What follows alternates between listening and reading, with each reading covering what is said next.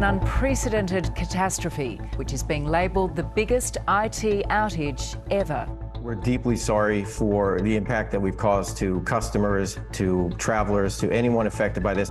It was the IT glitch that grounded planes, closed supermarkets and sent the country and the world into chaos.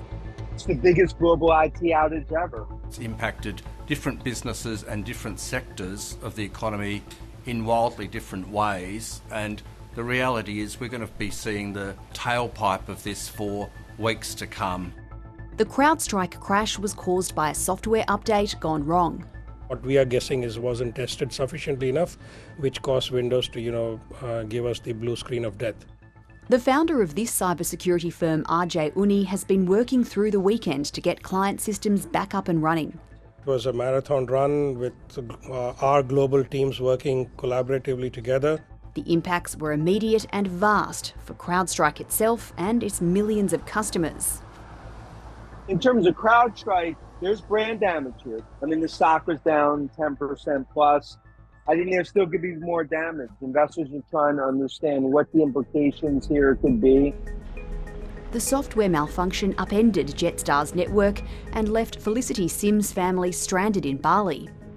It was stressful because we had already checked out of our accommodation. There's a reasonable time which, if a flight's cancelled, that you might be delayed, but a 7-day delay is not reasonable.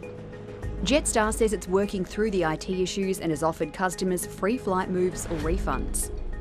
In New South Wales alone, the outage is estimated to cost businesses more than $200 million, according to Business New South Wales. It's an early number, it's still an evolving situation, but it's had a huge financial impact on businesses across the state. This will cost the Australian economy multiple billions of dollars by the time we tally up the impact. The boss of the Australian industry group, Innes Willocks, says it's unclear who will foot the bill. Whether there might be some federal government scheme in place to help businesses seek redress, or if businesses are going to have to deal directly with CrowdStrike here to try to work through compensation through their insurance. I think if you're a CrowdStrike lawyer, you're not going to be seeing a beach the rest of the summer. CrowdStrike's going to have to be accountable for this, and I think they understand that. On CrowdStrike's website, it excludes liability for outages beyond its control, but customers who spent less than $100,000 on CrowdStrike software and fall under Australian consumer law may be entitled to cancel their contract and receive a refund for what's left of it, or seek compensation for foreseeable loss.